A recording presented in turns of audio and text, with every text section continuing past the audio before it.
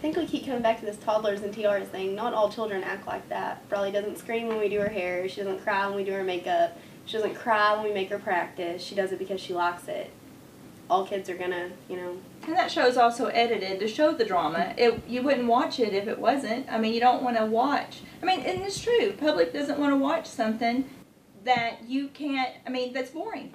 So it is edited to show those bad parts and those crazy moms, and it's not all like that. Now, it is some like that, but it's not all like that.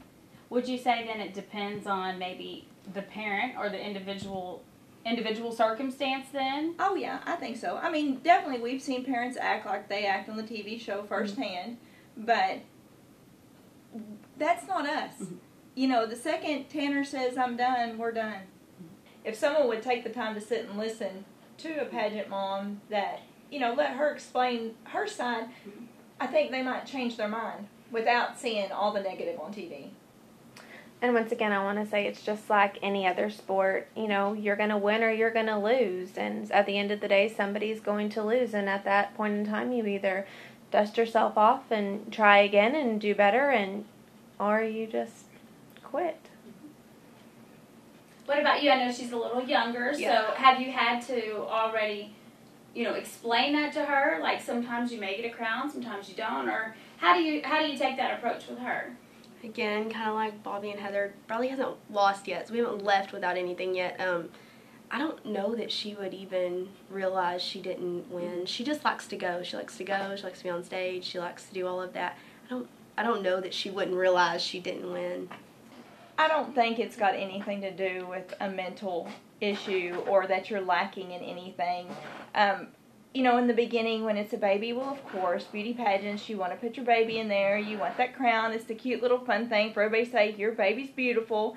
But pageants are addicting, and at that point, then you're hooked. And it's not anymore, I need somebody to tell me my child's beautiful. It's nothing to do with that. It's fun. It's dress up.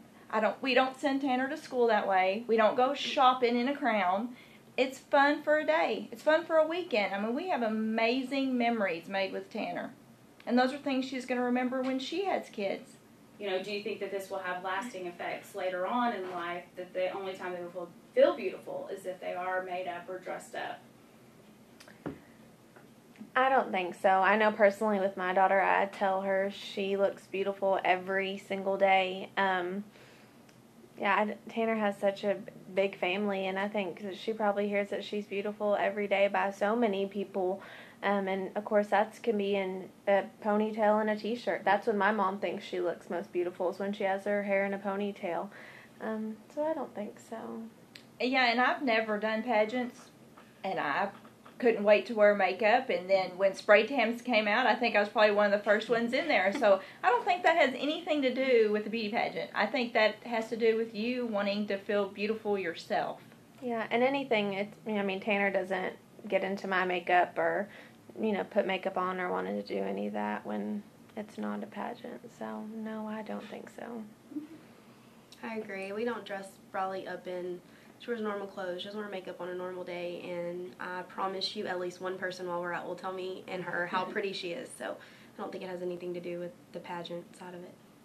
People look at it like we're doing it for someone to tell us our kid's beautiful.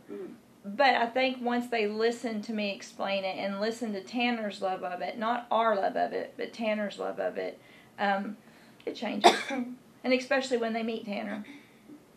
I mean, once you meet Tanner, you know that she's a pageant girl all the way.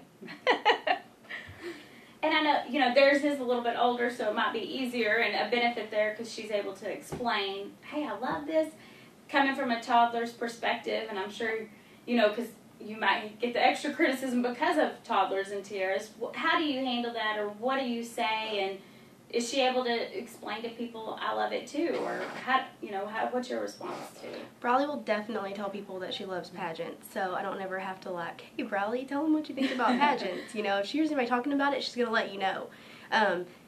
All I can tell people that if they have negative looks about the pageants and all that is come out Saturday to the pageant and see how much those girls love it. We don't drag them up there. We don't spin them around and make them dance. We don't do that. They do it because they want to. So maybe they just need to see the positive side of it before they make their decisions on what they think about it. I just want to say one thing. I know when they show on TV and they show the mom or the coach or whoever out in the audience waving, doing the routine, you know, that's not us putting pressure on them to do that. If you look at a little pep squad on the sidelines at Pee Wee football, they have bigger girls in front of them doing the same routine, showing them what to do. It's just guidance. And I think that sometimes is looked at like they're out there forcing them to do on stage what we want them to do. Yeah, and you can't force these children. I mean, you can't force a 3-year-old to go out there and do what you want, obviously. You can't force a 7-year-old. You're not going to tell an older child to go out. I mean, you can't make these girls do this stuff. You can't make them smile. You can't make them. They do it because they want to.